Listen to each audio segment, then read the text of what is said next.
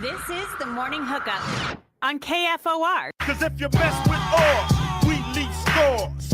Out of G-Ride cars, living like stars. Might hit the highway on the Vegas run. Food cause it's Friday. Oh yeah, go your neighborhood. Good morning, Lincoln, Nebraska. Happy Husker Homer Friday. Welcome into the Morning Hookup, Bill Hooks. Lazy.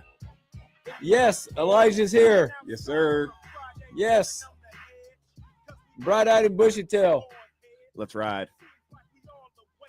Welcome in. Hope your Friday's off to a great start. No, it's not pretty outside, but it's okay. It's Friday. The weekend's upon us and a lot to get to today. A lot of Husker talk. Hoops, volleyball, football. Tomorrow, 6 o'clock. Thursday night football. We'll dig into that a little bit. Some interesting stuff. I think it's more interesting out of Houston than it is Buffalo. Dr. Dane Todd. I have not heard, but I think he'll be around today. Moti will join us, the Almanac. Lots to get to with state finals, football coming up Monday, Tuesday. We'll talk about that. And then we'll do a little score predictions for Nebraska Penn State coming up. We have a slight grievance to air before we start off the show. Here. Okay. It was cold in the studio yesterday, so I bundle up today. Today, it's like 74. Yeah, it's so not. that's I know. correct. Slight grievance. I know it's just kind of how this building is. But to go from probably mid-60s yesterday in the studio to mid-70s today, not cool. No, it's I don't know the rhyme or reason behind it. No, you're I got a hoodie on. Yeah, I got this hoodie. You're playing Russian roulette, getting dressed every single morning, trying to figure out what to wear into the studio. Like you never know. You must want to you have to bring like different stuff in the car, like have like a wardrobe in the car, or put it in your backpack. The mobile wardrobe of because I thought about actually in case it's Siberia, we got the parka. Because I had a hoodie in my not a hoodie, I'm wearing a hoodie, but I had a stocking cap in the car as well. I'm like, do I bring it in? Do I wear it? I don't know. Some days you might need a tank top, though. Yeah. Yeah. No one wants to see that, though. We're on stream. No one wants that. Walk out sweating. Woo. Good morning. Is that Ryan 840? Did he change it up? That's his mind. He changed up his Twitter handle, I believe. Good morning. Does anybody feel it's a new friend in the stream chat? You never know. I gotta talk about this before we get to hoops. I think this is so funny. It's like all of us. CD Lamb. I like CD Lamb. Did I miss something here? Yeah. You must have. You go back to the game. Him and Pickens did not play the first series. They were okay. Monday Night Football. Yeah. So then it was like, whoa, I wonder what happened. I had a feeling I knew what happened. I haven't seen anything this morning, but I did some mental math in my head and I went, they're playing in Vegas. I wonder why they got benched for the first series of that football game. Sounds like that they were out past curfew. Who could have seen that coming? Okay. No, don't tell me they were gambling too. Yeah, maybe. I don't know. Says the duo had dinner and some drinks at the Red Rock Casino Resort. They returned to Durango, about 20 minutes down the road. And then it started, all right, they missed curfew. They're out in Vegas, doing a little partying.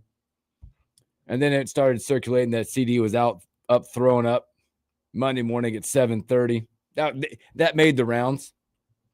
CD Lamb addressed it, and my favorite quote was, I know how to hold my liquor. Didn't say anything about the gambling. But Nope. Hey, don't disrespect me. I was not throwing up. Look, man, that ain't real.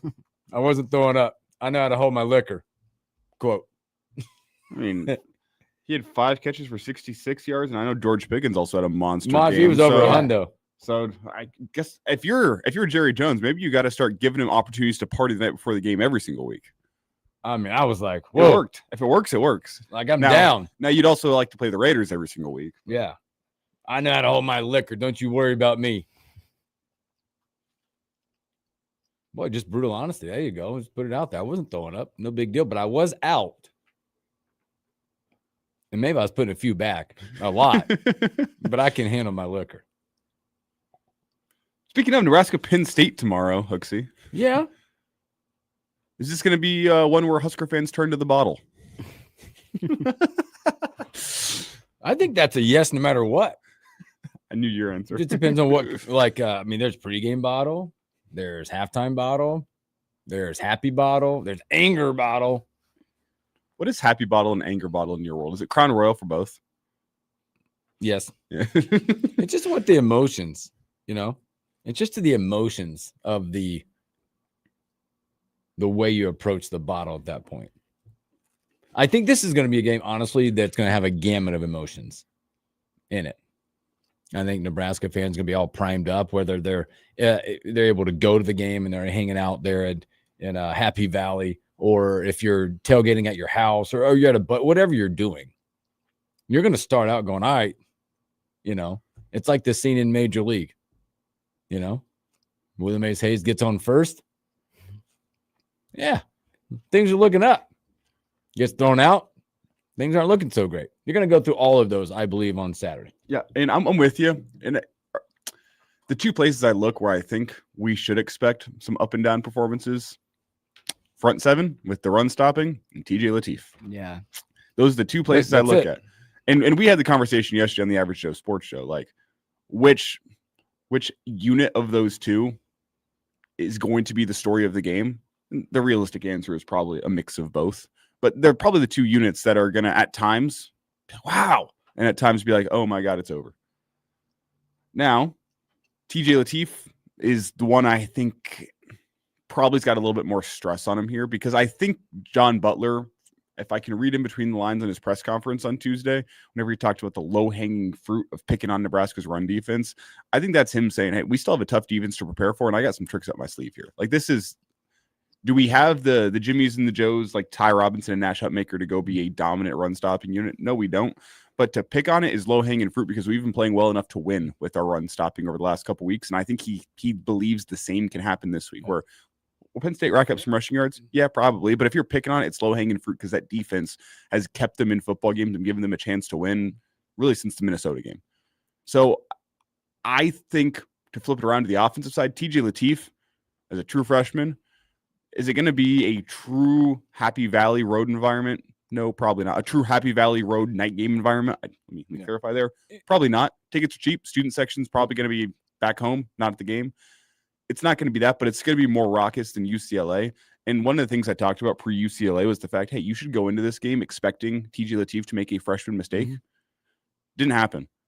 That being said, he's still a freshman making his second career start, and this one's on a more raucous road environment. I think you should go in expecting TJ Lateef to make that freshman mistake. I know we're all very enthused by what we saw against UCLA. It's a different beast he's going up against with Penn State's defense. You know what this is going to be? I have a buddy, and I know how these emotions go for us as fans. I think a lot of us are going, all right, defensively, we're going to give up the rush yards. It's who we've been, right? Just don't give up the gash. Mm-hmm. The scamper, the Justin Hayes to the house 75, right? You know that's coming. TJ Lateef, freshman, big time road environment, mistakes going to happen. Like, we're going to go, okay, it's going to happen. But as soon as it happens, what's the first thing you're going to throw? Because you know that this is probably going to happen in a game, right? Road environment, freshman, the steps and things. He's not back home where he was at home in a lot of different ways. Hometown, home state, home crowd. What does that look like? Because it's going to have that. But I think that relationship will go with what Dana does. Those two are going to go hand in hand. Dana has to have the ability. Again, I go back and I think about what, again, how do I compare this? It's like when Hayes hit the big one in Michigan, then you hear Butler said, oh, wait a minute. And he kind of changed a little bit. Dana, I hope, does not change himself with play calling when the mistake happens. Mm-hmm. I don't think you can go to a shell, right? You can't. So I think it's I'm both, but I think it's going to be, we're going to look more at TJ Lateef in Act 2 for him, because we know what we've gotten through 10 weeks of our rush defense. Well, I think you can look at the last couple of weeks too. And as I said earlier, have they been great stopping the run? No. Have they put you in position to go win football games? Absolutely. Yep. Your defense did enough against USC, I think, to go win that football game. You held them without a touchdown in the first half. The Dylan Raiola injury changed some things. I don't think Lateef was ready for that moment, and I don't blame him for that. I don't think anybody was ready for that moment on that entire sideline. No, but I think the defense did enough to go win that football game for you, despite the yards he gave up on the ground. Mm-hmm. Say the same thing about UCLA. You were fantastic. Nico kind of burned you with his legs, but you did enough to go win that football game. I expect a similar defensive performance this week where Penn State's going to rack up some rushing yards, but that defense is going to keep them in this football game and give the offense a chance to go win it. Now, does TJ Lateef need to go win it? You would hope not. You hope it's all 11 guys on the offense, but I think there's going to be more pressure on TJ Lateef's shoulders this week than there was against UCLA. Mm-hmm. Penn State's got a great defense, at least athletically. They have athletes, NFL dudes all over the place on defense. They have a great coordinator in Jim Knowles. I think that team is well prepared for the fact that Emmett Johnson is Nebraska's offense. If you slow him down, you're going to slow down Nebraska's offense as a whole. I mean, he accounts for almost 40% of Nebraska's yards on the year. They're going to have a plan in place for Emmett Johnson. Absolutely. And they have a good enough defense, I think, to go execute that plan. UCLA couldn't execute it. I mean, they probably knew what the game plan was too, but they couldn't stop Emmett. I think Penn State will probably do a slightly better job stopping Emmett. And hey, if they don't, Doak Walker Award, here you come. But I think there will be more strain put on the shoulders of TJ Lateef. You'll be able to see that strain. You'll see the strain. But how does he respond to that? We'll see. Before the UCLA game, you said something along the lines of you'll know how to better assess how you feel about TJ around halftime. Do you think that's sort of the same situation this week where like you're going on the road in more of a tougher environment? If those first couple possessions are false start, fumbled snap, you're not moving the ball, you're not finding any consistency, are you going to be like, oh boy? Or if those first couple possessions are you're moving the ball down the field, are you going to you're going to feel a little bit better, obviously. Well, yeah, I also think that from what I saw against UCLA, I mean, I have confidence that TJ Lateef will be able to move the football at times in this football game. I hope saying that doesn't come to bite me. Prepare to burn the tapes on that one, Caleb. But not to overreact to one game, but I think TJ Lateef, the element that he provides with his legs is going to open up a little bit for Emmett. It's going to open up a little bit for himself. And I think you're going to need TJ to go out and make some plays with his legs and with his arm to open up things with Emmett. But I have a little bit more confidence in that. Even if the first few drives don't go well, I have confidence that this offense will be able to put some points on the board. So it's less sit back and evaluate at halftime for me because I think he's probably have to settle into this game just a little bit, but I have some confidence that he'll be able to move the football. So it's actually less I'm going to reevaluate at halftime. I actually think, you know what? Maybe he has to settle in. I'm not if it's a poor first half, I'm not going to sit here and say it's over for Nebraska. I guess the best way to put it. And if it was a bad first half against UCLA, I would have sat there and said it's over. I think you talk about how electric and athletic the defense is for Penn State. You've got to find plays that use that against them. And I think you have a quarterback in the RPO situation that might be able to do that. Now, what it will come down to in that situation will be the decision-making by your young quarterback. Because I think what you said, again, with Emmett, they're going to do everything possible to take that away by the numbers, but by the pure fact of the numbers of what Emmett does for this offense. It's what decision-making ability TJ has. And what decision-making ability do they allow him in his second start? But I think I agree with that. I think there's availability to put points up on a Penn State defense. Now, the other part about that is the mental psyche of a team. I think you alluded to this yesterday or the day before, was the fact that what happens to a team in Penn State if you're out and running pretty quick on them? Where do their minds go? If you're up 10-0, whatever, where does their mind mentally go? Oh, no. You mentioned the one-score losses they've had this year. The mentality, where does it go? They start drifting. And as soon as your mind starts drifting, anything you do, whether it be life, business, sports, you falter just a little bit. You're not 100% present, which could go against them. And that crowd, which is not going to be your typical whiteout electric crowd. Will be a lot of people? Yes. Don't take that away from them. But there'll be a lot of people just will not be amped up as much as if you were coming to this thing and they were 9-1 or something like that, it'd be way different. I mean, it's a season that's kind of lost. Like, yeah, the best comparison I go back to is there a little bit of reason for excitement for Penn State fans? Yeah, bowl a little game. bit. I mean, what there's still some things to play for. I mean, it really feels like Nebraska's 2022 season. Now, this season has not come on the heels of 8 straight horrible seasons, so it's a little bit different. But I think that end of that 2022 season, you had some home games that were, not as electric as previous. I mean, you had a home game against Minnesota that you lost 2013, and it wasn't a raucous home environment. Matt Rule was in town watching that Wisconsin-Nebraska game. Mm-hmm. Nebraska lost that game by a point, and if I remember correctly, the student section was only about half full for that football game. It was pretty sleepy. hey, it's still Memorial Stadium that season, but it's not the Memorial Stadium that teams fear. That's how I feel about Penn State this weekend. It's still going to be Happy Valley at night. It's still going to be more rocking than the Rose Bowl, but it's not going to be whiteout in Penn State, Oregon, really, really daunting road environment. Well, you guys remember, there's so much uncertainty in that program right now. They're playing for an interim coach that they love, who is not going to be the head coach. I mean, I don't want to say, I mean, let's be honest. Everybody knows he's not the head coach of Penn State. They're playing for him right now, right? They're playing because they love him and what he's done. And they'd like to get him head coaching. They would love to, but here's the deal. They can win out. He's not the head coach at Penn State next year. So they're playing for their pride, and they're playing for him. If you can knock that out of them, you could see something special for Nebraska at Penn State. So, but more to come. We're going to keep talking about that. Speaking of like uncertainty, boy, the tale of two halves watching Nebraska basketball yesterday. Thank you, Mr. Frager, last night. 20 points off the bench. Yeah, let's talk about Nebraska and Mexico and the punch heard around the world last night. Then a whole lot more in the morning. Hookup when we return.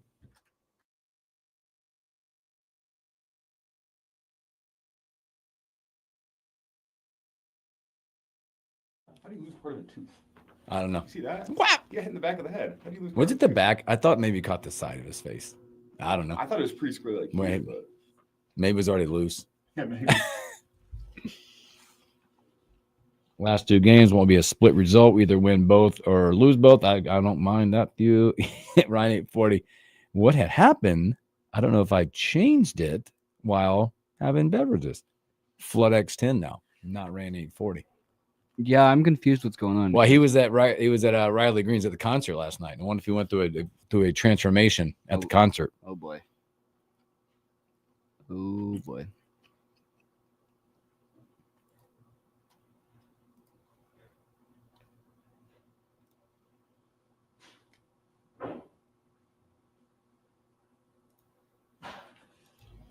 What is happening? Elijah slamming doors.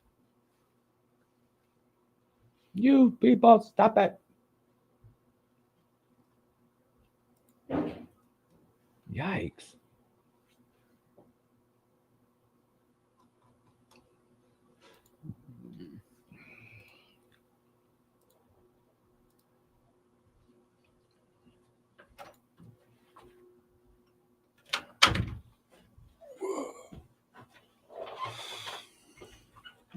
Oh, we're going to get another chair in here at some point, aren't we? For no Dane today. No Dane. He's on his way. He's driving to a hockey tournament. Just text me. But we'll have Jeff Moats. Hockey season. Man. He's like coming off Coach of the Year honors. He's got to repeat. He did say we could call. We could give him a time. He could call us. Do we have that? We'll let him go do his dad duties. Coaching duties. Stars are 9-9 on the year. They are? Pretty incredible. They don't have a single overtime game this year. Through 18 games. That's special, actually. I didn't realize how rough they started the year. That's interesting. I didn't realize that they were that. First of all, I knew they had started, but that's a lot. I didn't know they had that many contests already. Yeah, they had 1, 2, 3, 4, 5. They lost their first 6 and then won their next 4. Okay. Lost 1, won 1, lost 1, won 4 straight, and then lost 1. So they're definitely playing better hockey. I don't know a lot about if they're young or what are they? They young or they lost most of their top end talent from last year's team. A lot of those guys went off to college. Beat the Lancers 5-1 last week, though. All right, that's all that matters. You beat the Lancers in Sewer City. Still haven't lost to Lancers this year. You're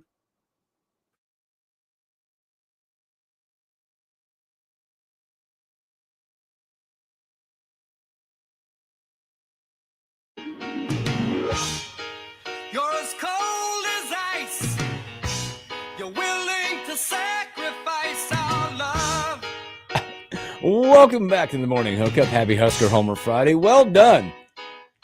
Because that's what it was last night, the tale of two halves, watching Nebraska and New Mexico. You mentioned something about we're talking about the Lincoln Stars during the break in the stream about they lost a lot of their top end talent. and all the stuff. You know what I did not realize after I was watching that game last night? Did you even talk about New Mexico in that game? Not one player, if I heard this right, not one coach returned from last year. That is an entire new system all the way through. I knew they lost Patino. Is that wild? A lot of good players, but I didn't know it was Did that I hear much. that right? Not one back? They brought a bunch of fighters last night, though.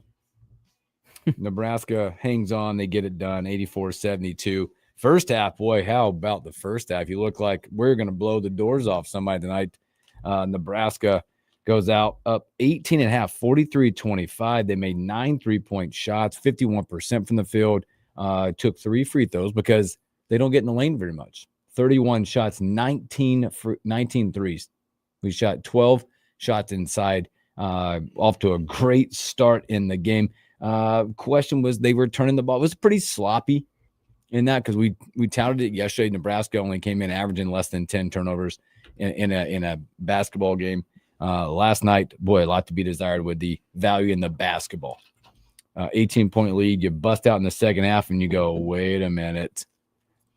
You only make 4 threes, 4 of 16, 11 of 26, 25% from 3 in the second half. This is the type of game that you're going to see a lot for Nebraska, and it's the definition of live and die by the 3-point shot. But you had a couple guys step up for you last night. You had Brandon Frager last night, almost 27 minutes, 6 of 8, 4 of 6 from 3.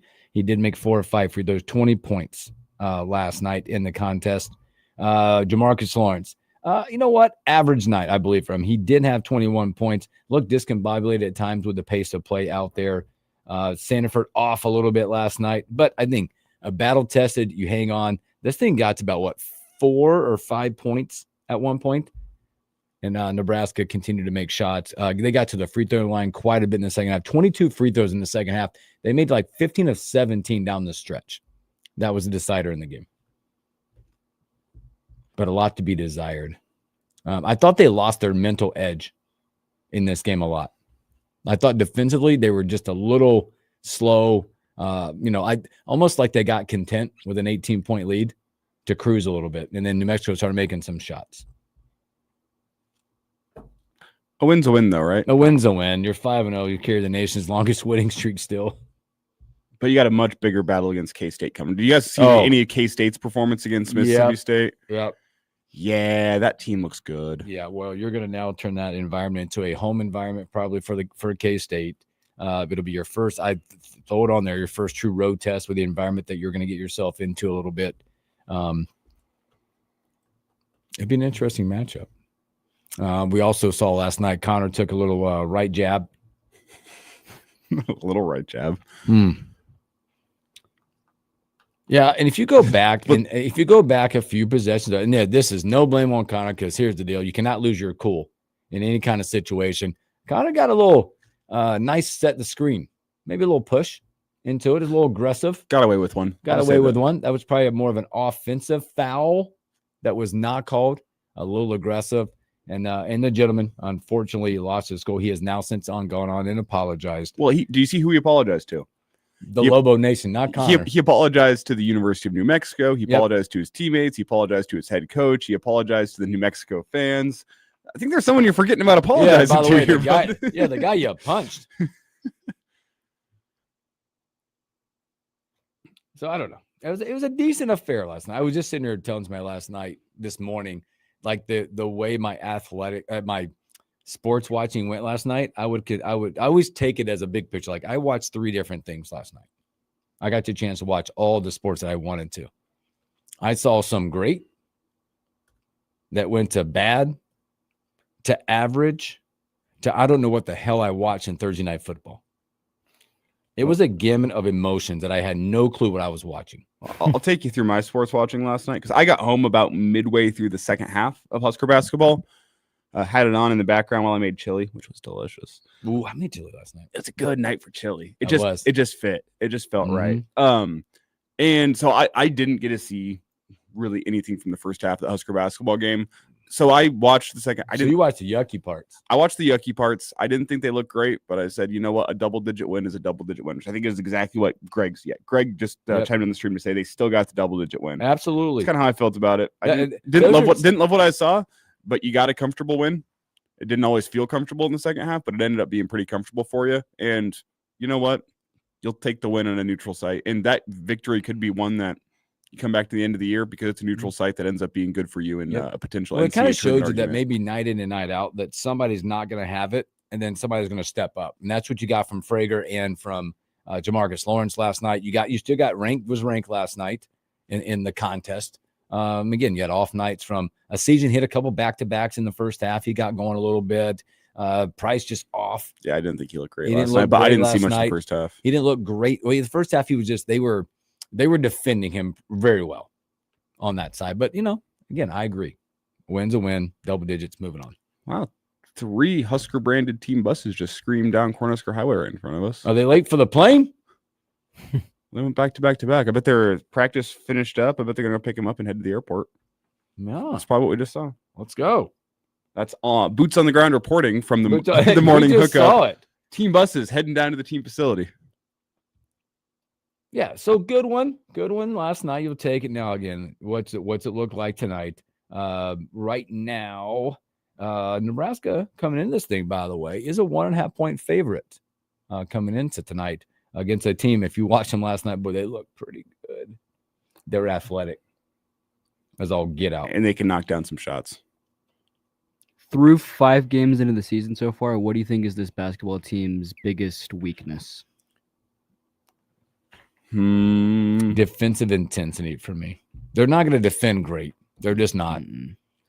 But it's a slippery slope because if you don't defend great, give up points, and you're off for a couple, there's going to be teams like last night when you're up 8, whatever the number is, but you have a bad half that are going to drill you and never let off. I still doubt, and I've talked to a lot of basketball players that know more than me. I say, well, you don't necessarily need this. I don't know Nebraska has a guy that, hey, when a run is coming from the other team and you need a bucket, I don't know who that bucket getter is in your team. No, I agree. And to go along with that, I don't know who the guy is that can go and beat his man off the dribble, get to the rim, get you an easy 2 points. You had that last year. And obviously Bryce Williams is a tough guy to replace. But you had a guy when everything was going awry, get the ball to Bryce Williams, set a screen for him, let him get a mismatch, beat a man off the dribble, get to the rim, 2 points. Okay, you feel a little better now. Yep.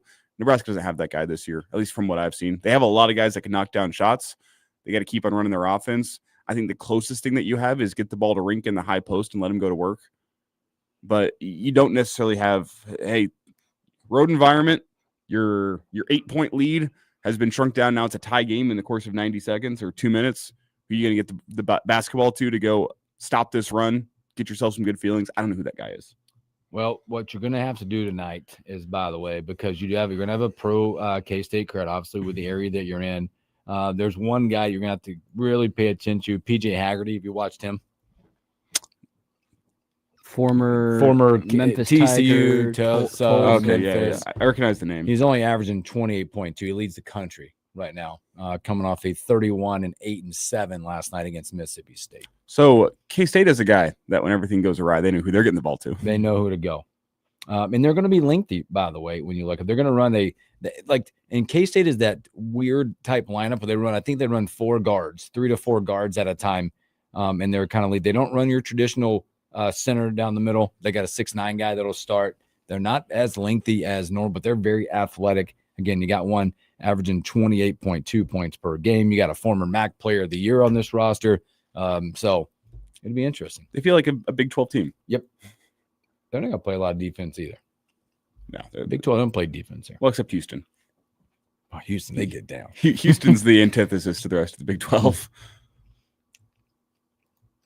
Got it done. I'm impressed. I'm glad I got to throw that word in the morning. Antithesis? Oh, my God. It's a good word to throw in the morning. It's a really good word. Yeah. Speaking of really, also really good word last night is Nebraska volleyball got it done. Was there any doubt? Ooh, they looked, I tell you, that was part of my average. When I said I saw great, that meant the first half of Nebraska basketball. When I saw bad, I saw some Nebraska basketball in the second half. When I watched volleyball, and again, maybe it's an expectation, I saw average. I saw a team that, again, a team that looked like that they're going to get everybody's best shot. And Iowa came in and just at points looked tough. I mean, again, they get it done. They sweep in front of a home crowd. 350th consecutive sellout, by the way, at the Bob last night. They get it done 3-0. Now locked in as the share. I'm throwing it up there. Now they cannot lose the Big Ten title. They now share it. My kids were like, what do you mean? I said, well, here's the deal. If they have to lose 3 straight, and Wisconsin has to win 3 straight, and you share it. Any other combination, you're the Big Ten champ. But they got it done. Yep. Andy Jackson was, again, impressive, hitting over 550, somewhere in there, 11 kills last night. There you go. 3 straight years now, you're the Big Ten champ. And even if it wasn't a great performance, they made it look easy still. They did. It just was, it didn't, I think Iowa never led until the 3rd set. At one point, they led in the 3rd. There was a few hitting errors in the match last night. But it's now I think they've won 31 or 32 straight sets against Iowa. I think that's what it was. I couldn't remember the number. I know at one point it might be 33 now. 33 straight sets. It was a fun moment in that match if you watched it last night. There was a block that it looked like Chilboy got her foot up underneath to keep it alive, because you can do that in volleyball as long as it doesn't hit the floor. Iowa challenges, they reverse it, and then in the huddle, the story comes out that Bergen Wright said, hey, coach, they were in the net. So you had a point Nebraska, challenge Iowa, reverse point Iowa, oh, timeout, yep, you're in the net, point back Nebraska in the match. Pretty cool stuff. It was fun. The old double reversal. Yeah, the old double. Isn't there something there from dodgeball? What's the wedding song? Reverse. Cha-cha slide, is that it? Yes. So they get it done. They will now take their talents on the road. They head to Indiana, which I think is going to be a tough late season test coming up for Nebraska, as Indiana, I believe, has beat a few good teams this year, and then they'll return home next Friday, Saturday to end the season, the regular season. I think it's Penn State, Ohio State to round out the Big Ten section of the season. And also congrats to Danny Busboom Kelly, first year coach in the Big Ten to win the Big Ten. I mean, it's a very talented, loaded roster. This is true. Oh, no, it's not. Greg chimed in to say he hated the fact that Sam was the leading rebounder again. He wasn't. He was not. It was Frager, but Sam did have 7, tied with Burke. Which is, yeah. I mean, but team rebounding, I forget, 38 rebounds last night for Husker basketball. He still out-rebounded him. Yeah. Again, I mean, go back to that. Everyone but Asijan got a rebound in that basketball game, and Asijan only played 15 minutes. I will go back to this a little bit, though, as them continuing. And I don't know, again, I don't sit there and I don't know the situations. I still think you need more bodies. They're saying now, pregame, they said Oogie is they're targeting mid-December for him. Garcia doesn't see the floor last night. Don't know. But styles make fights. You had 6 guys play more than 15 minutes. Asijan played almost 15 exactly, and Kale played 13. So you're starting to settle in. That's more probably the balance you want to see, maybe with another body in there as well, because I think you're going to see Oogie at some point in the season what his minutes start looking as they ease him back into this mid-December, what Garcia's role might end up being. So it's something to watch. Tonight, by the way, they will go at 8:30. They'll go at 8:30 tonight. Same situation with the television, Peacock or NBC Sports Network for you guys and gals that all have YouTube TV. I have to pull some up. You know what I'm doing tonight? Wow. I'm going to Seasons Beatings at Pinnacle Bank Arena. We got some amateur MMA going down. Sounds like a good time. I've been told I have front row seats. I've been told I have front row seats. I didn't purchase these tickets. It was a zoo. I was invited. It was a zoo downtown last night. Yeah, what was going on? Well, let me tell you what was going on. Everything was going on. You had Riley Green coming off the CMA wins. He was there last night. Ryan 840 got a chance to go. That's why his Twitter handle changed all of a sudden. It's different. Have you seen it? He said I did it. Must have been while I was having cocktails. That was going on. You had some convention going on. You had flow from volleyball making their way through in downtown. My wife was at an event called Shop the Blocks last night, which was downtown, which I think were like 200 people. You go out and you shop around some local business downtown. So it was a lot going on. So, all right, tonight, 8:30 Peacock for that game, and then the volleyball back at Indiana coming up. So, all right, let's take a break. Let's come back. Let's Thursday night football. Again, this is the part of my sports watching that I'm like, what is going on? Because I saw a lot. And I don't know how I know how it ended up, but I don't know how it got there. Let's talk about that and a whole lot more when we return.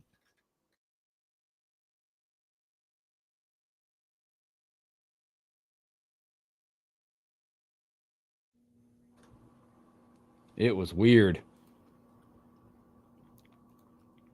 This is what I had on. This in Nebraska basketball.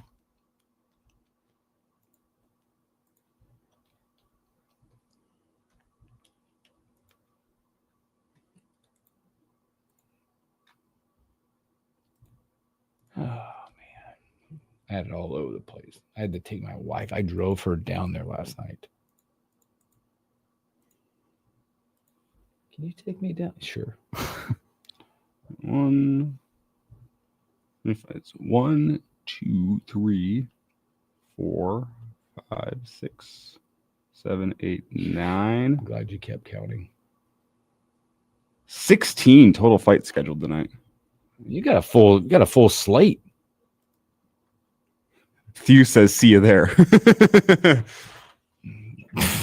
Thew. See you there. Got a few Lincoln guys in the card.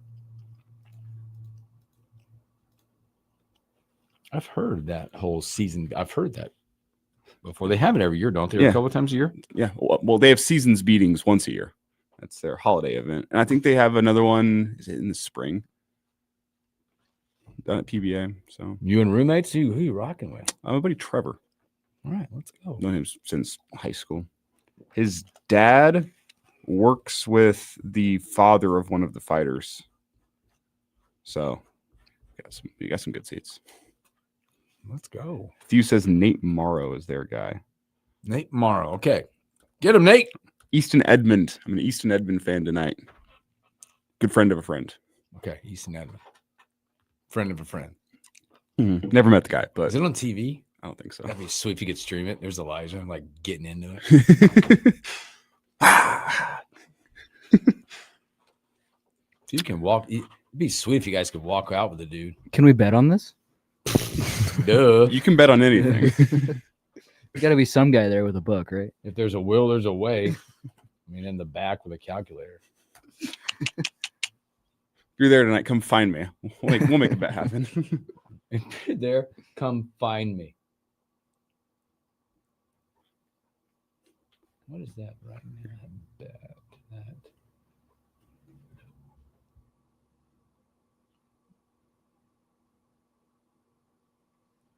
Oh, come on. The girlfriend is originally from Pennsylvania, and her whole family is Penn State fans. So Yuck. Oh, sorry, YZ. So you're not watching the game with them. No, we are. Oh, boy. Yeah. Oh, boy.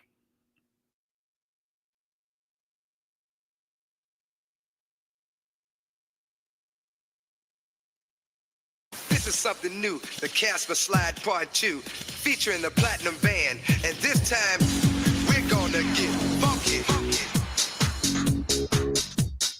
Welcome back in the morning. This is your song. Everybody clap your hands. Clap, clap, clap, clap your hands. Welcome back in. Clap your hands. If you're in the stream, we're just talking about YZ. His girlfriend's from Pennsylvania. They're all Penn State fans. Toe the line. Yeah, I'm gonna Because try. I did this one time and we never did it again. So we hosted a game. We always either host at my house or another buddy's house on away games, unless we're there. And it was a few years back. Don't remember the year, but it was Wisconsin, Nebraska. One of our good buddies is from Wisconsin. I mean, friendships can get lost. Things get said. And you don't mean to because you're cheering for your team. We never did that again. You just can't do it. You know, that'd be like, here's the deal. Like in that type of situation, there's never a way, a rhyme, a rhythm, or I would be in a room or friends. If I have great friends, when Duke, Carolina play, Puke and Carolina play, no. Oh God. Could you imagine? No. Keep your friendships and your relationships. Yeah.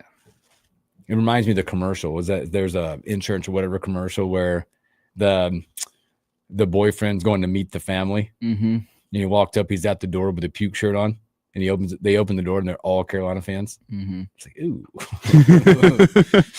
Read the room. Last night, Thursday night football, Texans get it done 23-19. And boy, what a weird game. That defense for Houston. Houston will be a problem. If they end up making the playoffs, they're going to be a problem for somebody. That defense, 8 sacks last night in the game, highly contested. Josh Allen, not looking. That thing is a disaster on play calling. It's bad on their end. 17's out there running for his life. 17's out there, I think, trying to do so much. He doesn't have the parts. You got receivers, when I watched this night, could not get free. You let Davis Mills drop 23 points on you. And he wasn't good. He was 16 of 30. Well, and by the way, those 19 points, 6 of those was a kickoff return. I was going to say that. 7. I'll count the extra point. Yeah, so 7. So you scored 12 on offense. 12 offensive points. That's a great defense. Bo Nix scored more than that. I just want to throw that in there. If you guys were wondering. That defense is for real for the Texans. We were down and out on them early in the season. Davis Mills, I know he's not their guy, but he's come in and performed really admirably. Okay, that's my question. That's the team that go make the post. You do not bench CJ Stroud for Davis Mills. I'm not saying bench him. Maybe just not right. He's come in and is he 4-1 or 3-1 now? I think 3-1. Well, if you count the game that he can't, I think isn't it 3-2 if you count the game against the Broncos. Just the starts. It starts 3-1 in the starts, I think. 3-1 in the start. Because he started one game before the Broncos. Is that right, or 2? So let's see.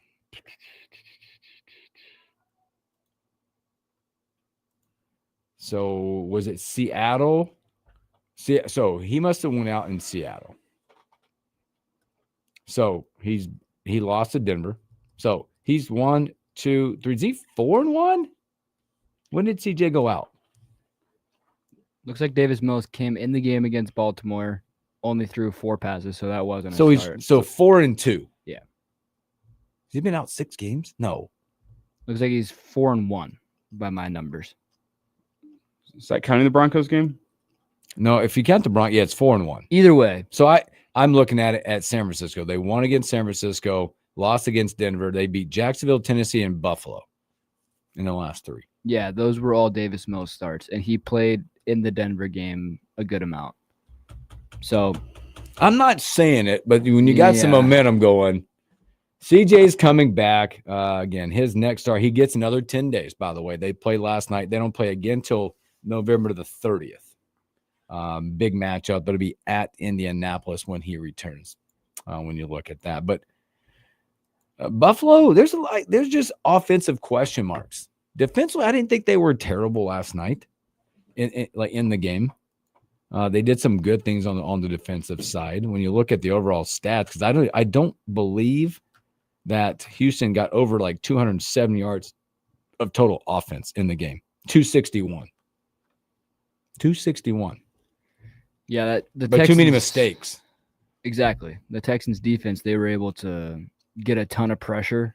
It wasn't just sacks. They were in Josh Allen's face the whole night. Oh. Even when they weren't getting home, they were in his face. And then that sped him up a little bit, made him make some bad decisions. He threw 2 picks.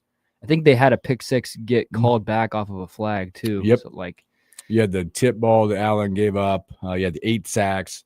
You had a fumble by Shakir, who's a very sure-handed guy. Again, you also got a second healthy scratch of Keon Coleman. And that it started off with a bang. See how the game started off? The first touchdown? It was like James Cook. I mean, it was a 10-play, 81-yard drive that Cook went 45 on. Mm-hmm. You know what's crazy here? But he missed the extra point. just to look down the line here a little bit, we might be talking about a Bills v. Chiefs battle for a wild card spot this year. Chiefs are 9th right now in the AFC standings. It's the Chargers have a wild card spot, the Bills have a wild card spot, the Jaguars have a wild card spot, and the Texans, they're just a half game back from the Jaguars. They're at 6-5. Jags are at 6-4. And there's the Chiefs at 5-5.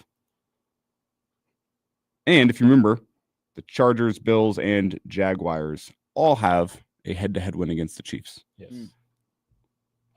Boy, there's a lot brewing. It's funny because that game does kind of help the Chiefs, but you're still talking about a potential Bills v. Chiefs wild card battle. Mm-hmm. Also, Patriots, I'm not saying they're going to win that division, but it feels imminent right now. Yeah. Based on the performance I saw last night, it feels like they're well on their way.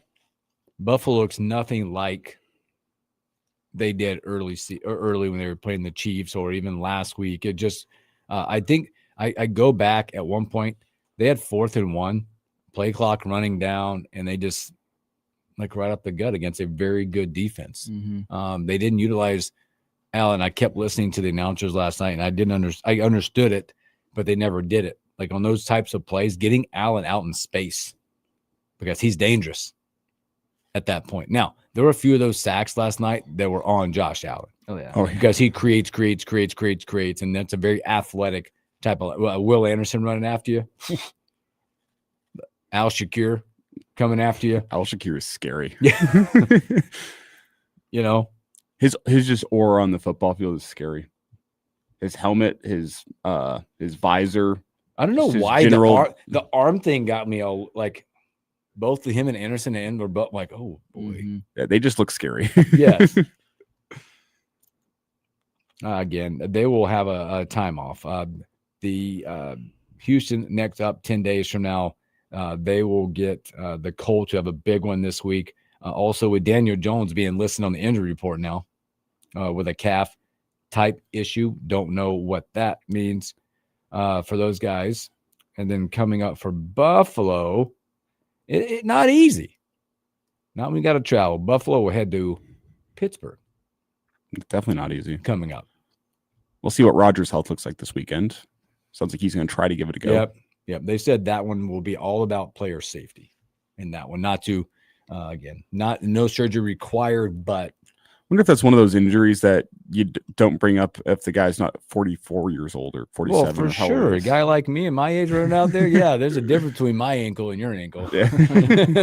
Let's be honest. A non-throwing arm. Well, the report from Schefter was a slight wrist fracture. What does that mean?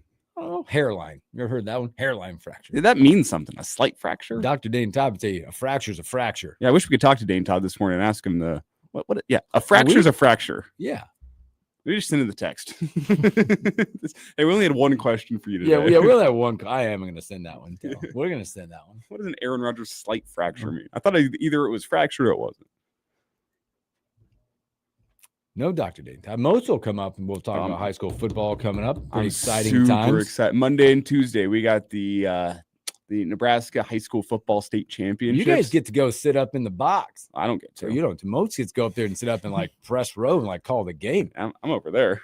Oh, you got it. Well, I am going to give you the best damn halftime report you've ever heard. Let me tell you that much. Brought to you by Currency. Will it be as good as that the news report he gave yesterday, though?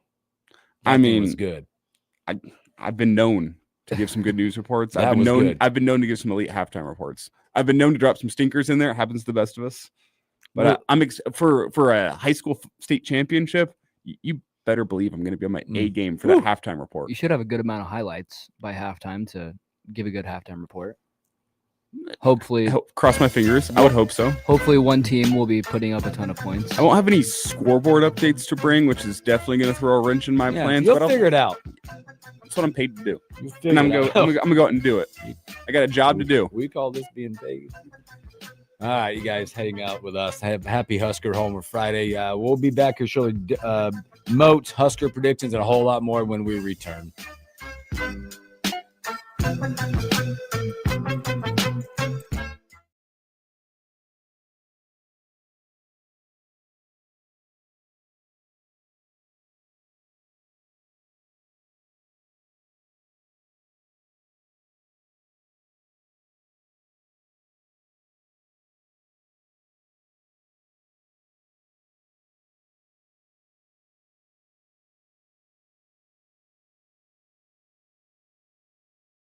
Stay connected to Lincoln and Lancaster County High School athletics on FM 101.5, 1240 AM KFOR.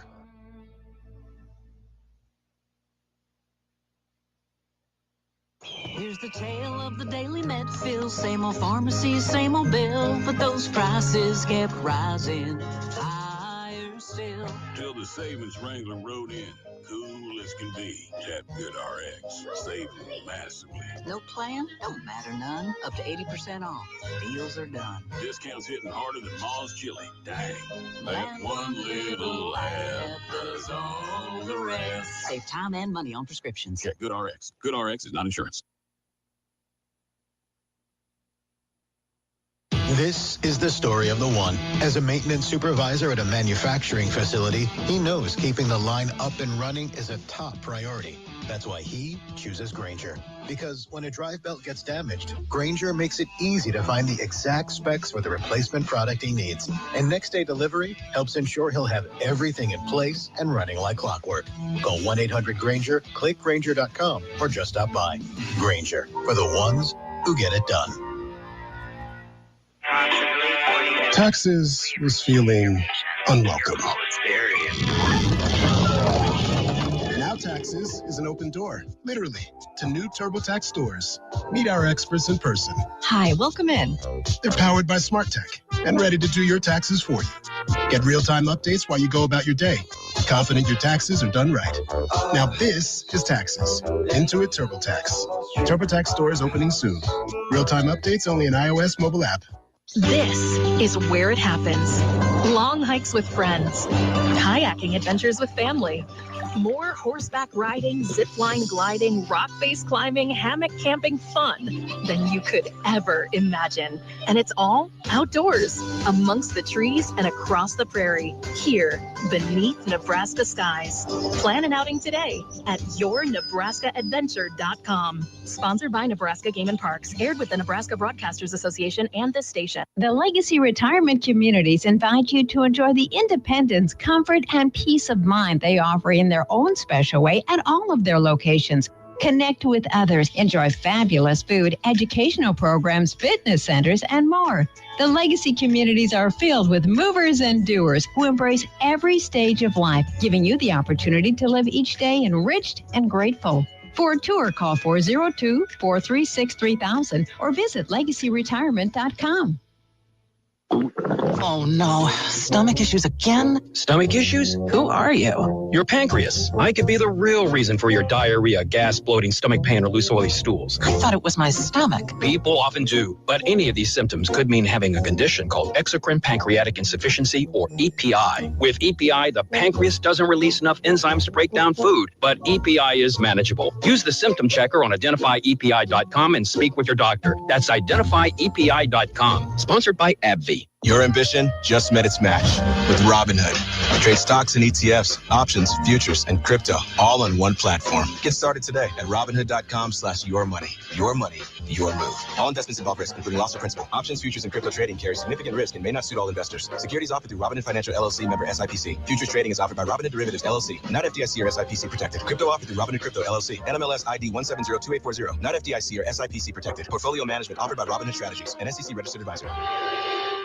Lincoln's local news, talk, sports, and weather station. FM 101.5, 1240 AM, KFOR, and KFRX HD3, Lincoln.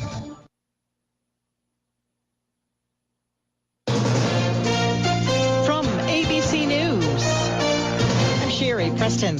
Ukrainian President Volodymyr Zelensky says his country must confront the possibility of losing its dignity or risk the loss of a key partner as it figures the U.S. peace proposal. The deal put forth by the United States calls for Ukraine to cut the size of its military in half and to let Russia keep the Ukrainian territory it has taken so far. The Ukrainian officials, including President Zelensky, have been very cautious. They've said that they will continue to negotiate this and want to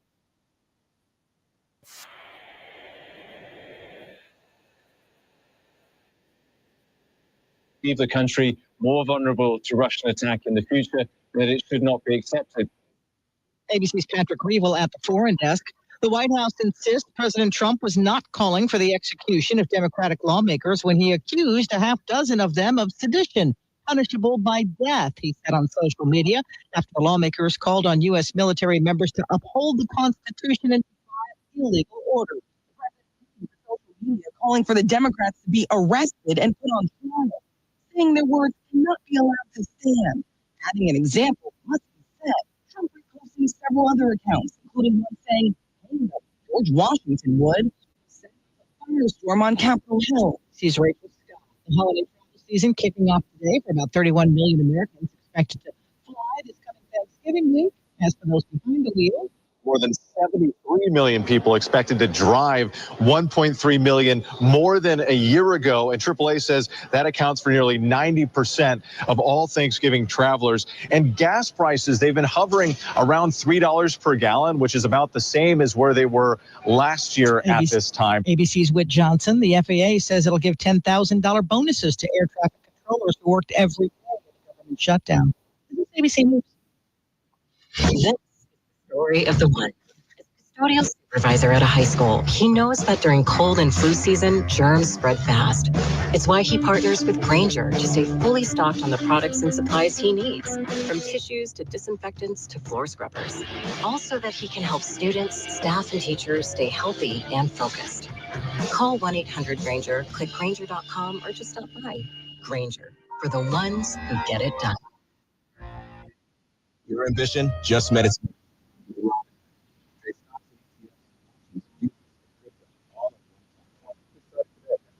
.com/your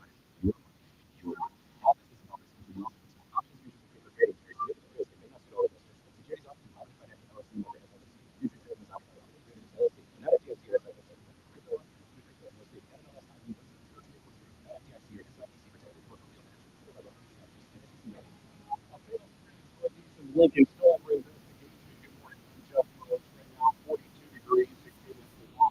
One person in critical condition after a crash between a car and a dump truck on Thursday morning at 162nd and Bluff Road, just east of Waverly. Lancaster County Sheriff's Captain John Vick told KFOR News and other reporters at the scene, southbound gravel truck struck a westbound car in the intersection and pushed them into the southwest ditch. The driver was declared deceased here at the scene. The passenger is in critical condition at a local hospital. The driver of the dump truck was not hurt and has been cooperating in the investigation. A dog in the car was taken to a local veterinarian. Captain Vick says it's believed that the southbound dump truck may have ran a stop sign. There was also foggy conditions at the time, and Captain Vick says they're looking into whether that may have been a factor too in the crash. On Thursday, Lincoln police released the name of the motorcyclist that died after sliding into an SUV late Tuesday afternoon at Southwest 23rd and West South Street. 17-year-old Derek Klotz of Lincoln was identified as the motorcycle rider. Police confirmed that he was wearing a helmet. Speed's believed to be a factor in the crash. The Nebraska Department of Education on Thursday told state lawmakers an overpayment of $30 million was made to Omaha Public Schools, which could have impacts and allowances to Grand Island Public Schools and Southern Public Schools. That's according to Department of Education Financial Services Administrator Bryce Wilson. TIOSA, the Tax Equity and Educational Opportunity Support Act, is funding that comes down to needs minus resources equaling aid with moving parts. Wilson told Nebraska lawmakers it was a technical error after a report that was changed was not caught by the person calculating funding for Omaha Public Schools. Governor Jim Pillen said in a statement Thursday that the unicameral needs to eliminate the TIOSA funding formula because, in his words, it's too confusing to understand. Pillen said, quote, "Time and time again, I have said that we must do away with this complex formula that nobody understands and have the state fund schools while providing property tax relief," end quote. Mostly cloudy today, still that chance of rain around 45. I'm Jeff Moats, KFOR News. Hi, this is Jason Ball, President and CEO of the Lincoln Chamber of Commerce. Since 2003, the Lincoln Chamber has maintained the highly coveted 5-star accreditation status from the U.S. Chamber of Commerce. This highest distinction is held by only 154 chambers across the country and 4 chambers in Nebraska. I'm happy to announce the U.S. Chamber has extended our 5-star accreditation for the next 5 years. This honor demonstrates that the business community of Lincoln and the staff of the Lincoln Chamber, Visit Lincoln, and Lincoln Partnership for Economic Development all are functioning at the highest industry standard, making a difference for Lincoln businesses and the community at large. Our application this year was strong, emphasizing the Chamber's initiatives such as the Vitality Lincoln Strategic Plan, Lincoln on the Move renewal, and completion of the Sandhills Global Complex. Of course, it's the businesses of Lincoln that make all of this possible. Thank you for the honor of serving you and serving Lincoln. This is the Morning Hookup on KFOR. Never care for what they know.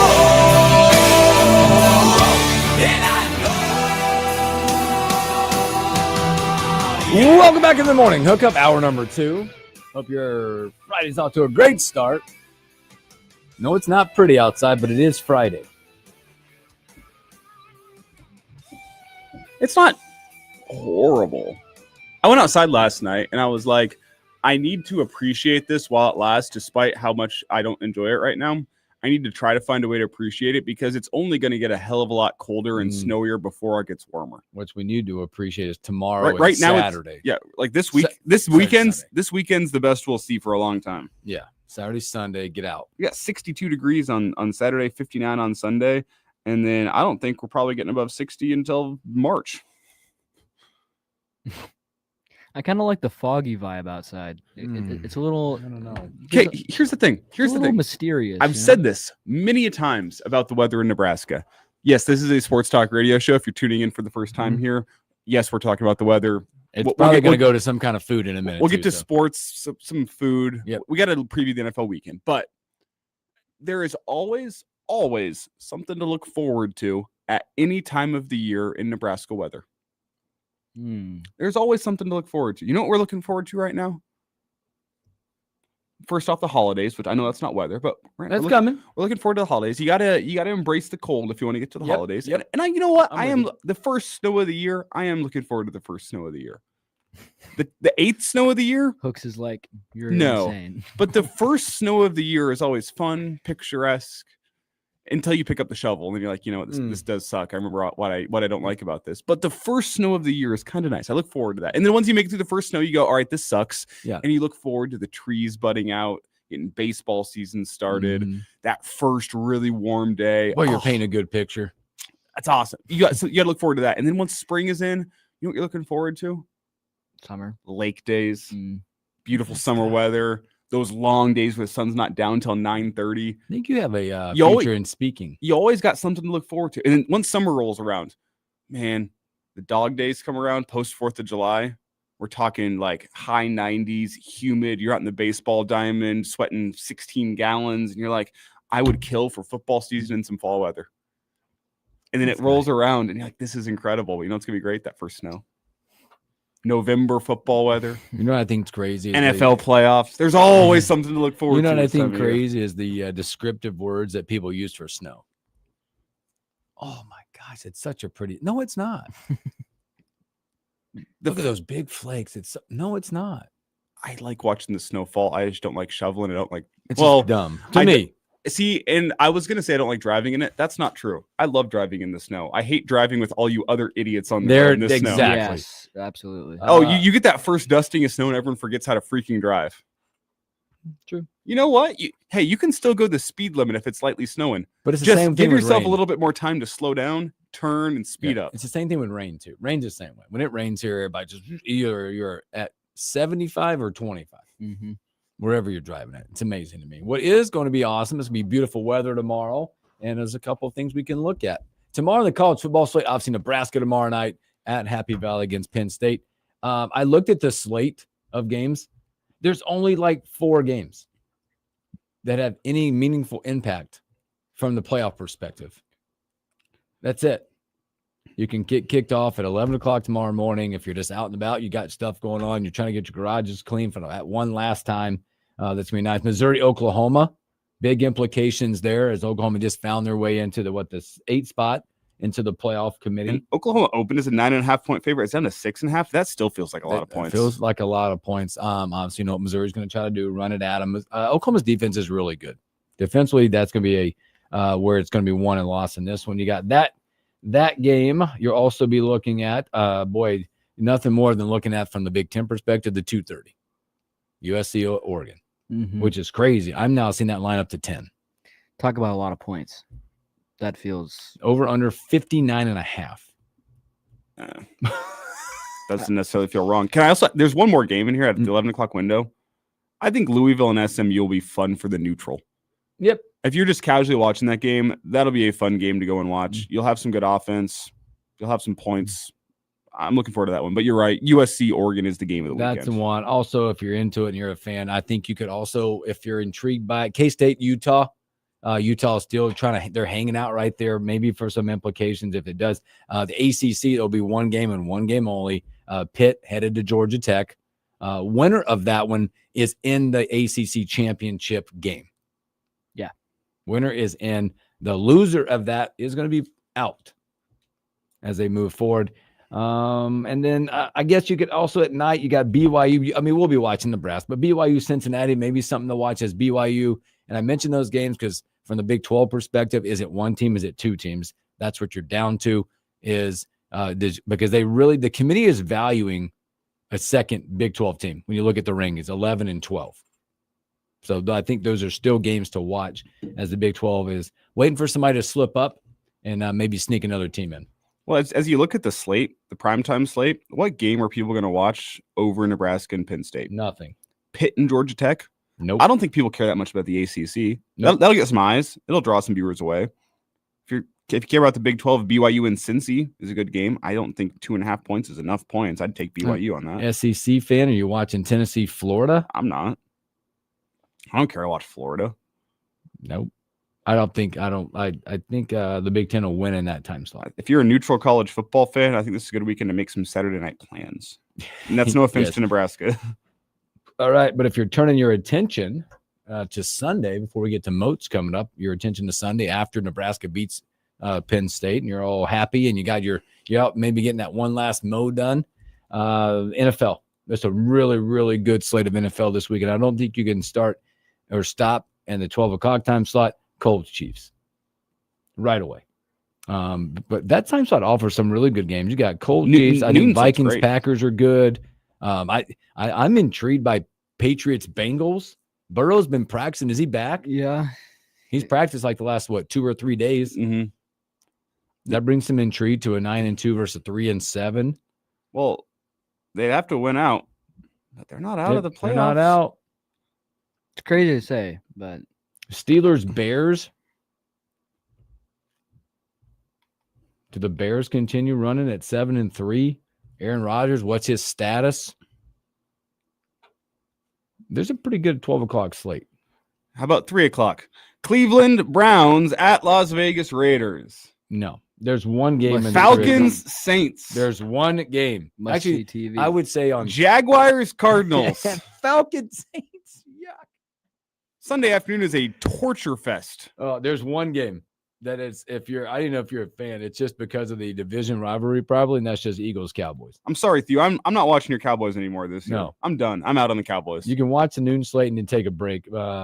Find something to do. And then Sunday night Be productive. football. Clean your garage. Sunday night football provides you a little excitement as the Buccaneers will make the way all the way across the country, and they'll take on the division leading 8-2 Rams. That's good. The Bucs are still beat up. Yep. So I think it's a 7-point line. Yeah, in favor of the Rams. This says 6.5, but yeah, I'd be interested to see where it goes. Monday night, you can also take a break from your football watching Panthers 49ers. Now, NFL you've talked about, you might be intrigued by the Panthers. They're not the Raiders this year. I think they can cover 7 against the Niners. They're applicable. Bryce Young's actually playing really well. Very well. Quietly. No one's talking about him. He's quietly playing really good football right now. After we had all been out on him last year, we're like, oh man, this Bryce Young guy, he doesn't have it. He looks good this year. What is Young right now? He is. Let's see here. I mean, he has 63% completion rate, almost 2,000 yards, like 200 a game, 14 touchdowns, 7 picks. That's been terrible compared to what he has been. That's a massive upgrade. Step up. Let me ask the question to you, gentlemen. Let's take Colts and Chiefs off the board. What is the game of the weekend if you take that one off the board? Game of the weekend? I'd have to go to Sunday night football for me. Buccaneers, Rams. I think I'm with you. That's where I have to go. I mean, I think that doesn't intrigue me. No, you talking about game of the week? That's the other one that sticks out. Like even after that, let's just say I'm choosing that one. Sunday night football. Now you're in between Vikings, Packers, or Eagles, Cowboys, just based on the division. And that's it. Yeah. It's only those two because of like the rivalry and like you said, the division. Other than that, it's gosh. It's really only Eagles Cowboys for me. That's like the just the name value of those two teams is going to be good television, I think. But I might circle Panthers Niners. I'm excited to watch the Panthers. Is that just because it's Monday night? It's a standalone game. I can see it. I think it'll be good for the neutral, and I'm excited to see the Panthers in primetime. But like Atlanta and the Saints, disgusting. You have Kirk Cousins with no Drake London, and the Saints are the Saints. Tyler Shuck. Oh, I forgot he's playing. Then you got Shador versus Geno Smith. That's a hate watch bowl right there for me. I'll be at work. I mean, I'll be at my other job on Sunday. I'm going to tell you 3 right, o'clock. yeah. Steelers Bears could be all right. I'm going to tell you right now. I just throwing it out there because it's that week. I'll be watching basketball Monday night. There's some good games on Monday night. Ooh. St. John's, Iowa State, 3:30 in the afternoon. Ooh, You got Gonzaga, Bama. Yeah. They're out in Vegas. Now we're talking my language now. Now we're going to watch some hoops. Monday night is hoops. Trevor says his game of the weekend is watching Shador in Vegas. I don't mind it. Like there's such intrigue. There's so much intrigue there. I want to see what he looks like with a full week of practice with the starters and having a game plan settled around him. He did kind of get thrown into the fire last week, but he did not look good. I hope he does okay. I really do. Yeah. I don't want to be like, I know a lot of people out there like I hate to say don't be the person that say you want to see people fail. Yeah. Right. He's going to be good. He's going to be decent in this game. It's a perfect start for Shedeur Sanders against the Raiders, right? Exactly. It's a perfect start because here's what's going to happen. The Cleveland defense is pretty good. Mm-hmm. The Raiders offense is really bad. So the offense of Cleveland doesn't have to do a whole lot. And they probably end up winning this game just because of how bad the Raiders are on offense. They're terrible. Yep. So this is a perfect storm for him. And it's in Vegas. Team that passed on him too. Yep. A little extra motivation behind him. Greg's in on the rebounding still. We love it. Team's top defensive rebounder is Sam with 3 more than Rank. I love this. So. Wait for Sam to exploit for a double-double. Oh, he gets a double-double. Could happen. So, all right, let's take another break. We come back. We're going to have the Almanac. Jeff Moats, high school state finals coming up Monday, Tuesday, and a whole lot more when we return.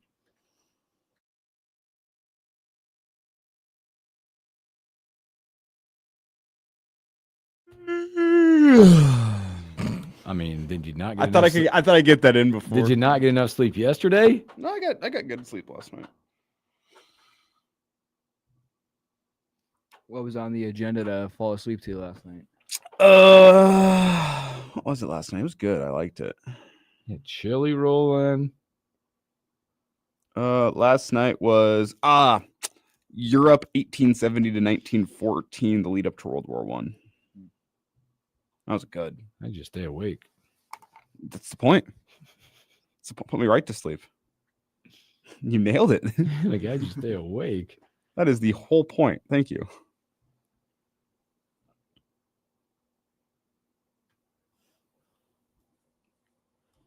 How did you do it? Moats, come on.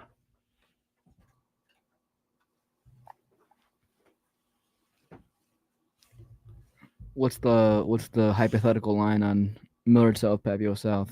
49.5. Let me see if I can find this. What are the odds that the other team doesn't score? Probably pretty high. Howdy, cowpokes. Jeff Moats. Hypothetical line is Millard South by 55.5. 55.5 hypothetical. Where did you get that? It's a secret. It's a secret. He's got his ways. You should follow follow on X. They hypothetically put them out there. Mm-hmm. I see them. Because we're in a break. Waverly, hypothetical 7.5-point favorite against Gretna East. Bishop Newman, a hypothetical 4.5-point favorite against Grand Island Central Catholic. Hypothetical. That's the closest line of the weekend. Sandy Creek, 6.5-point against Crofton. But yeah, the total for Millard South is 55.5. The line is 55.5. Oh my God. They're predicting 56-0. Good Lord. Wow.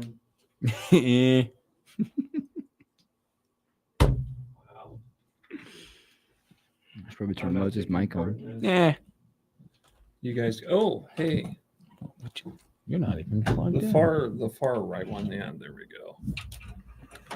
Oh. There we go. Man. Let me live. I think he had coffee instead of Monster this morning. Monster's coming. I've had double coffee this morning. One more cup than normal, son. You've had more coffee than I've had in my life then. Never had a cup of coffee? Nope. Wow. Just like my dad. Really? He won't do it. You're missing out.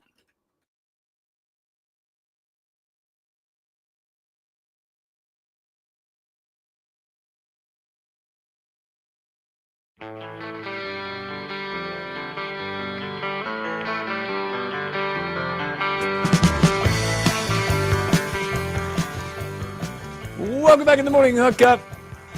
Boy, Greg is on it today, and I love every bit of it. They're just happy you're here.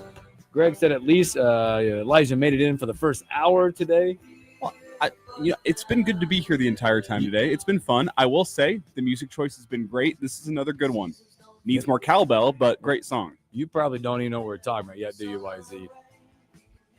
He gave company time back yesterday. He decided, you know what? I got to watch my hours. So he just showed up for hour number 2 yesterday. Oh, okay. That's not true.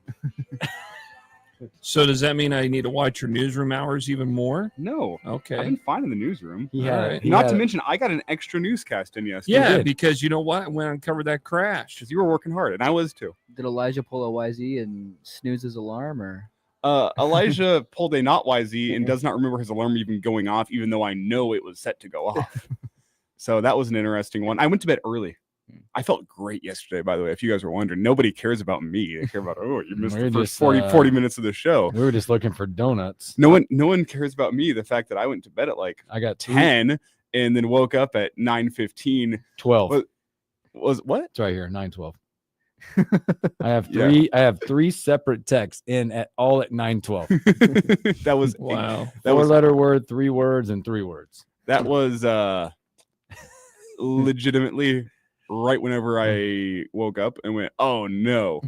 So within those texts you received within 15 seconds of my eyes opening. So you're welcome. That was pretty good. But he made no, it. but I felt great all day yesterday, if you guys were wondering. I feel great today. Look at you, and it's gloomy outside. It's a cheery day. Most people look at that and they're like, I might as well just go into a cave and not come out for the next 3 to 4 months. It's Friday. Like Bill Hooks. It's Friday. I'm well rested. It's a Husker Homer Friday. We got seasons beatings tonight. Husker basketball won last night. Husker volleyball won last night. What's there to not feel good about? And we have Nebraska high school state football championships coming up Monday and Tuesday. That means going to be a lot of people in town the next couple of days. Going the wrong way. I did not say that. That was Bill Hooks. Please send your questions and comments and concerns Okay, too. listen. My first week moving to Lincoln from Omaha, I did go the wrong way on a one-way downtown. Oh. Which one? I'm not sure, but there were cars coming at me, and I was freaking. Probably L Street. I had a buddy of mine that had family out west, and there's no joke. Quick before we get to the previews of the games, that said, Grandma and Grandpa would drive in and have all the cousins and stuff with them in the car. They would stop outside of Lincoln and let one of them drive so they can navigate downtown Lincoln. Really? I can only imagine. Now, and the quote in the car was, "What are we going to buy?" He goes, "You know what's really cool? We're going to stay in a hotel where you can order food up." I wonder how they would react if they went to Omaha. Oh, they don't go to Omaha. Oh, God. Right now, Omaha, downtown Omaha right now is a mess with road construction. Yeah, I know. I was up there. Lincoln pales, and we've complained about Nebraska road construction. Lincoln pales in comparison to downtown Omaha right now. That is one of the most ridiculous things I've ever seen. They're trying to put in a streetcar system up there too. So you obviously don't go on 27th and Pine Lake. Motzi, high school football. No, brother, I'm telling you, brother, downtown Omaha right now. Don't stress them out even more. Downtown Omaha right now is one of the worst planned road construction zones I've ever seen in my life. If you're driving through downtown Omaha, add 20 minutes to your journey. It is crazy. You're backed up for blocks. It is. It is. I'm only saying that because Omaha can't hear me right now. Oh no, you can get in. We can get into Omaha. Trust me. Maybe I should watch myself. Soon. We get into Omaha. Lincoln Road Construction's had its issues, but at least they've taken some proactive steps to fix the idiot drivers. See, Lincoln's road construction is idiot drivers. Omaha's road construction is idiot planning and execution. That's your commentary for today from Elijah Herbal. I'm good. On that note, Switzerland. What are they going to do? I'm going to man. I am paid to speak my mind, and I am speaking my mind right now. You are right now. Tax paying citizen. Downtown Lincoln come Monday, Tuesday. Bill, you're driving the ship. Where do we go from here? Downtown Lincoln, Monday night, Tuesday. We got games. We got state championships. Well, it starts Monday morning. Monday morning. Oh, that's right. You got the D1. You got the 8-man games in D2 and D1, and then you got the B game Monday night, which is where we're going to be, high atop Memorial Stadium, Tom Osborne Field, where Waverly will take on Gretna East. And going back to last Friday night, fellas, we did a preview of this game with Waverly and Bennington last Friday on the show, and honestly, I thought that the game was going to be more of a tighter margin ball game than anything. Did I have a sneaking suspicion that Waverly could pull it out? Yeah, but it wasn't going to be easy. But I wasn't expecting a 28-0 halftime lead either. And what happened was that Bennington gets the ball to start the game, and they're driving, and they're down in the Waverly red zone, and a pass is picked off by Gavin McMillan, and Waverly gets the ball as he returned it up to the 22-yard line, picked off at the 1, and returned it up to the 22. So that set up a 17-play, 78-yard drive that took up practically all of the first quarter and capped off on a 1-yard run from Nathan Axman, and that's how Waverly got on the board 7-0. But then on the next Waverly drive, they get a touchdown reception from McMillan. Then Brady Schieffer had a couple of touchdown catches after that, and all of a sudden you find Waverly up 28-0. And the only thing that Tim Bob Kitzmiller and I could think of when we were there broadcasting the game is that Waverly threw that first punch that hit you right square in the mouth that throws you off kilter. And that's what happened to Bennington's offense. And Waverly's defense just came in and, opened things up and took control, helped the offense take control. It was 38-0 at one point in the early part of the second half, and then Bennington scored 3 unanswered touchdowns. But at that point, it was out of reach, and set match. Waverly just dominated that ball game. And Bennington's a good football team, good football program. They're going for their 5th consecutive finals appearance. And, after finishing runner-up a year ago to Omaha Skutt, and after winning 3 straight the previous years, but Bennington's a very good football program, and they got some younger guys on that team that are going to be back next year. And I would definitely say that Bennington may be among the teams in Class B next year that will be in the hunt for a state championship. What's Waverly prepping for with this Gretna East team? I mean, they have a great quarterback. They have a great rushing attack. I'm talking Waverly here. That's a 1-2 punch offensively. They'll be able to put up some points, I think. Well, yeah. What are they looking for in this Gretna East? Well, see, that's the thing. I'm still trying to brush up on my knowledge of Gretna East. I'm getting a few notes here and there, and probably look more in depth at that over the weekend. But this is a Gretna East program that is probably benefited over the fact that, you're taking a lot of the talent that was at Gretna High for many years. And, it wasn't that long ago that Gretna High was playing in state championship games in Class A. Now they're back down to B. They both met last Friday night in the semifinal. Who was going to be the representative from there? Well, it turned out to be Gretna East. But a new school like that emerging right away, that seems to be kind of a new trend in athletics, especially in the metro area of Omaha. I can remember, when Southwest opened up, the first year in football, they were 0-9. They were 5-5 the next year, and they were a playoff team. And then the year after that, they were undefeated heading into the Class A championship against Millard North, but got beat in the championship game. And it was such a quick start for that program. And I think with teams like Gretna East, even Omaha Westview, and a few other schools that have opened up in recent years, you're starting to see that trend become more and more of a quicker reality versus what it would take maybe 3 or 4 years to do.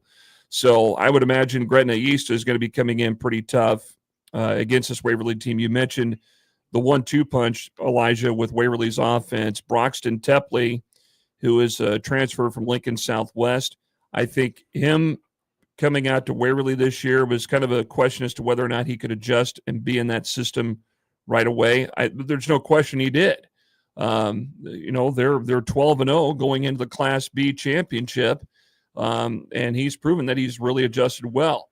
You look at what he's been able to do to throw the football, and their ground attack with Nathan Axman at running back. If he is not all state, and I'm talking like all state, all Nebraska, super state, at running back. I mean, he will be definitely in Class B, but this kid is just a tough runner, and his leg strength is unbelievable. There were several times last Friday night, he might have had 2 or 3 guys from Bennington on him, and he was still churning for yards and getting them. Yeah. He's just a great running back, just a tough kid, and you get those two going, and then the receiving core when they throw the football is tremendous, and McMillan, and I mentioned Schieffer, some of the other guys that have been out there on offense, but their defense is just solid too. So I would imagine they're going to keep that going heading into Monday night.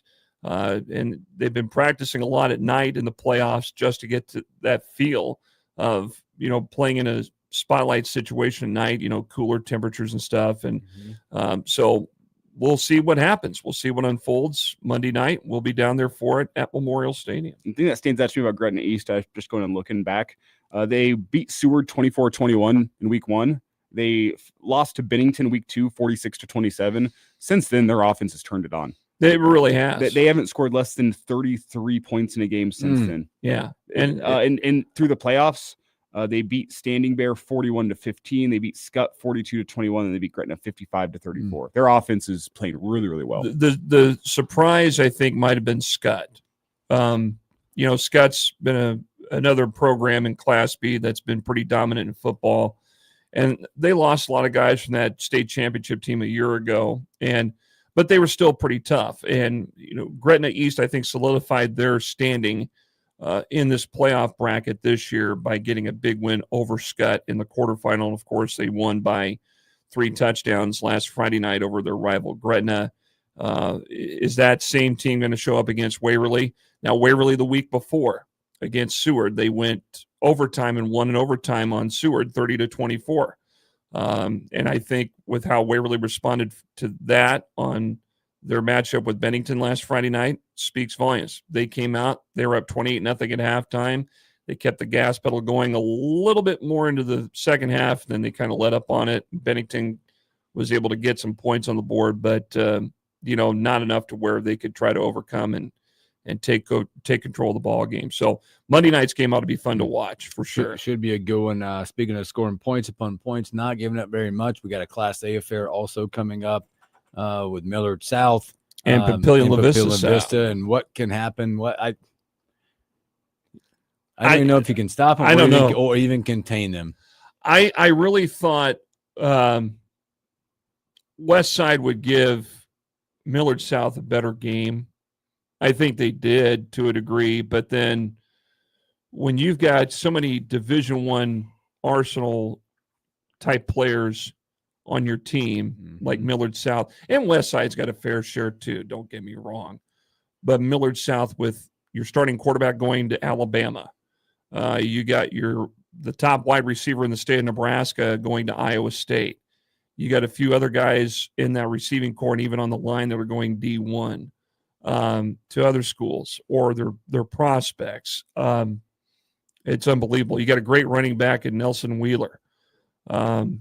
Millard South they're for real. I've been talking about all season long. This is a team that I think is in contention, if not already at the spot where it's the most talented team I've seen in Nebraska high school football. Arguably, at this point, there have been a lot of good other teams. They're in the conversation, and they might be number one. We'll see what happens on Tuesday night. You know, and there may be debates about this, you know, but you got to go look at the different eras, the decades.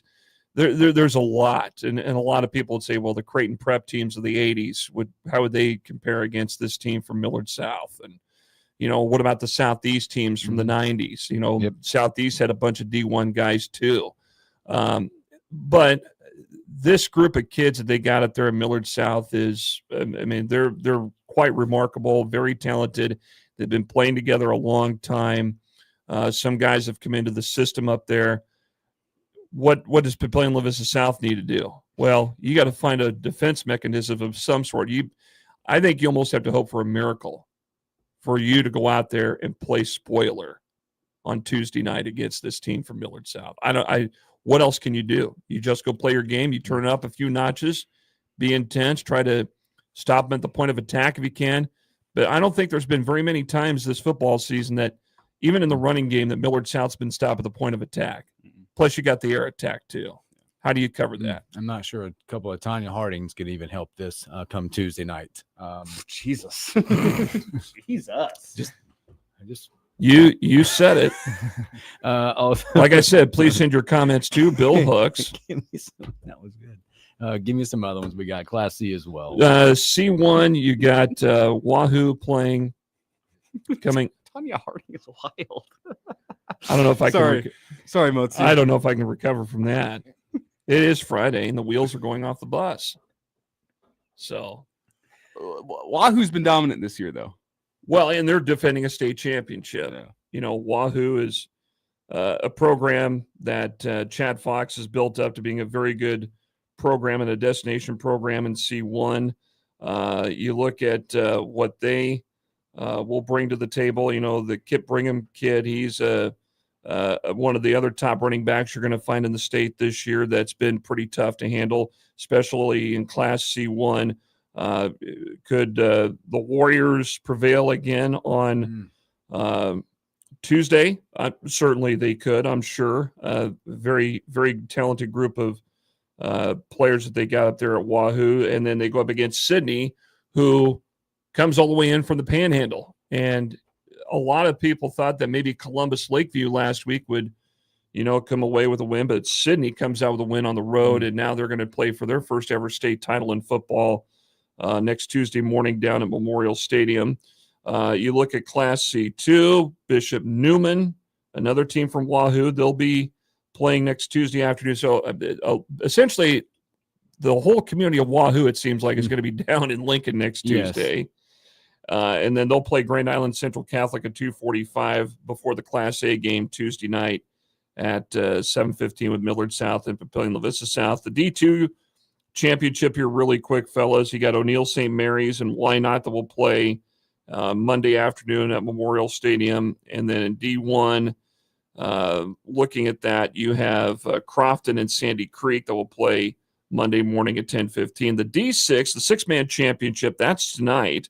Out at UNK's Foster Field and Kearney. Garden County will take on Southwest. I think that's around Wallace and some of those towns out south of North Platte in that area. That's who that's consisted of. So that's going on tonight. And then, of course, once we're done with all the football Tuesday night, then it's on to basketball season. A lot of dreams coming true over the next few days in some football, high school football. You don't have hoops previews yet. They're coming in, and when they get out, they'll get posted to the website. Yeah. KF4now.com. But there's something cool that's going on with hoops this year. Hoops for Hunger. Hoops for Hunger. Hoops for Hunger. And this is to help benefit the Food Bank of Lincoln. This was something that was brought to us, and this is something that is happening with Nebraska basketball here this month, and I believe into next month. It's men and women's, right? Men's and women's. And then they're doing that for some of the high school games here in Lincoln, at least through the first month of the season, which is December. And some of the games they're going to be at to help raise awareness and also raise food items for the Food Bank of Lincoln. The first game of the year will be Lincoln East, Lincoln Southwest, the girls and boys doubleheader. We're going to do the boys game that night here on KFOR. That's on December 4th. They got Fremont Lincoln High, and I think that's a game that you're doing. That's in mid-December. And then there's another one on December 16th with North Star and Northeast, boys and girls, the game that we're going to be doing on KFOR, where they're going to be there with people that can bring donating food items, of course, for the Food Bank of Lincoln. And I think they're going to be adding in more games as we move forward. And of course, after what's been going on, recently with the government shutdown and stuff and everything else, and it's slowly getting back into a normal flow. This is also a good time, of course, to raise food and awareness about hunger. And this is something that was brought to our attention, and we're glad to cooperate with the folks that are involved. And again, as more games are being added on for what they're doing for this effort, we will more than likely cover those games as well. Will those get posted? Those days get posted to the website as well, so people can go look, or where can they find out those dates? Yeah, we're going to have our schedule posted probably next Wednesday. We got everything finalized for what we're covering. In our basketball schedule, of course, like our football schedule, is subject to change. And there are some flex scheduling games we're looking at come January, February. And one of them is Pius X and Norris Boys, which is, I think, going to be another one of those Hoops for Hunger games. That's not been finalized. They're still working out some logistics, I think. And there may be, as I said, there may be a few other games being added. But we will post those games that we're going to cover to our schedule. And the entire schedule, which you mentioned, is Flex, Elijah, up at KFORnow.com under the Sportscasters Club page. So we'll do that here next week, and then we'll get our basketball previews, the ones that we get. We'll post them on our webpage as well in the local sports section. A lot of great stuff out there and coming up to help support people in need coming up for sure. Is it trivia time here? Do you have one? Because I have one. Do you need my score prediction? Whoa, for Nebraska Penn State. We do need the Nebraska Penn State. I'm going against the grain, fellas, for the first time this season. 28-24 Penn State. That's a cover. That's a cover. And the only reason why is what happened to Indiana 2 weeks ago. Based on that. Now, I know the students are not going to be there, but I think it's still going to be a pretty ruckus environment there at State College. It's a team with talent. It is. I said this on the morning show. They're the most dangerous 4-6 team in the country. Mm-hmm. But they're still 4-6. I know. That's the two sides. And we've been having that conversation this week. But they're at home. Yes. So, anywho, they haven't won at home since September 13th. I know, which is crazy to say. We for also Penn own State. a pretty good. What, we won 3 straight against them? Something like that. No, we lost our most recent. Oh, no. We lost in 2017. Beat him in 2020. Beat him the 2 times before that. Okay, so 2-1. Okay, recent times. Okay, what's your? All right. We got questions around the board. Let's go. Okay, Motzi, as we talked about Millard South potentially being one of the most dominant Nebraska high school football teams we've ever seen, can you tell me? And there's 2 options here that are close enough that I would give you a half point if you got the second. But can you give me the most lopsided state title game in Nebraska 11-man football history? There's 2 of them. Do I get a lifeline? I'll give you the class. Okay, love it. Okay, C1.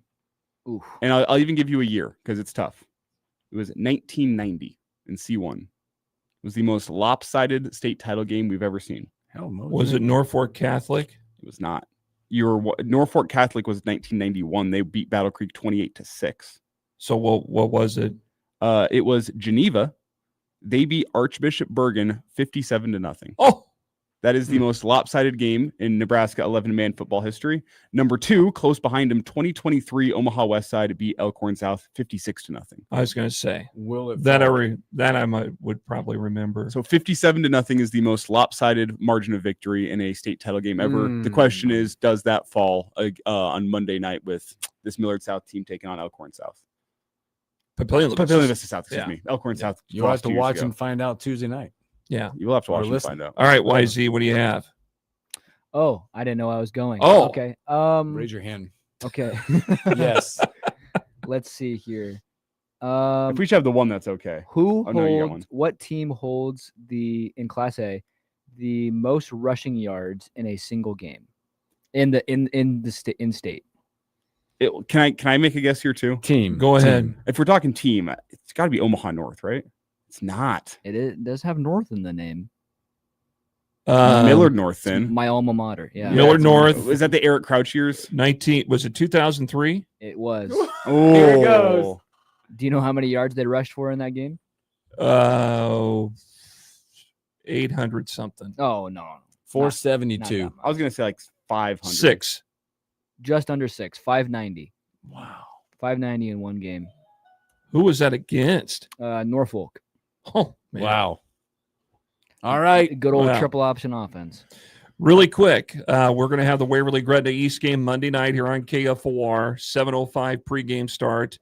It'll be myself, John Harris, and Elijah will be producing, and we'll have it to you here, brought to you by the KFOR Sportscasters Club, as the Waverly Vikings go for their first state championship since they won it in 1980 when they beat McCook 14-7 over at Seacrest Field. Boy, it'll be a lot of fun. I know everyone's tuning in for that halftime report. I'm working on it already. He's already Real getting ready. All right. I want to be scoreboard update. So you're a part of our award-winning sports team here. Thank you. Thank you. And the halftime report needs to be up to that standard. Yeah, it does. All right, Mochi, appreciate you. Have a great You weekend. bet, fellas. Have a good sports weekend. There was the Almanac Jeff Moats. Take a break. We'll come back. We'll wrap up the show, give our Husker predictions.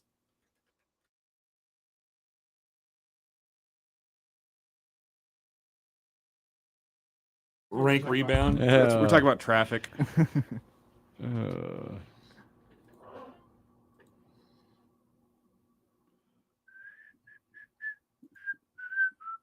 Danny Busboom Kelly joins LOVB Nebraska as ambassador. Yeah. Yeah, buddy. Phone's kind of messed up. Let's see. Husker predictions when we come back. I wrote mine I had to down. go against the grain. That's okay. Because I Do you text Dane for a prediction? Oh, I should right now. I do play the percentages. Hey, a cover's big. But I will say this: if Nebraska comes out smelling and looking like a rose with TJ Lateef, then they've made the turn. And the offseason gets, somewhat interesting because I don't know. Dylan's status is, who knows? Up in the air, best. All right, fellas.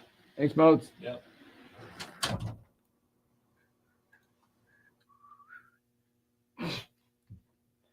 Well, that made that. What did they play? Let's see. That made that more intriguing.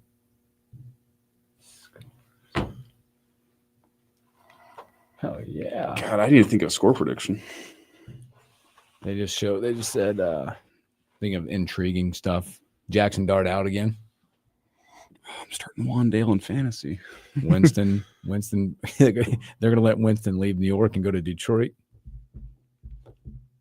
They didn't let him sling it last week. I was mad. They kept running the ball. Confirmed no doc today, Maggie. Apologies. Sorry. No doc. He's on his way to a hockey tournament. Hi, Max. How are you? How much time we got on the clock here? About what, 6? Till we come back? No, till we're left. Oh, 6:02. I'm so good at this. Oh my gosh. I amaze myself sometimes. I texted the doc. I wrote my score prediction down.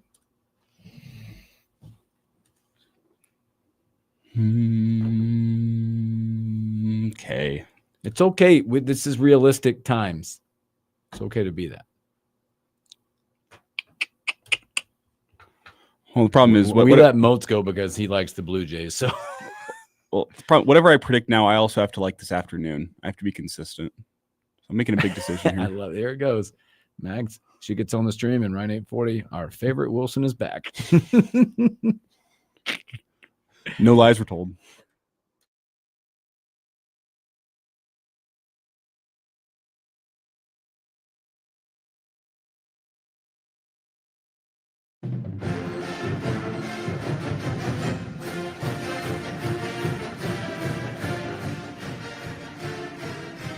Welcome back in the morning hookup. Special thanks there to the Almanac, Jeff Moats.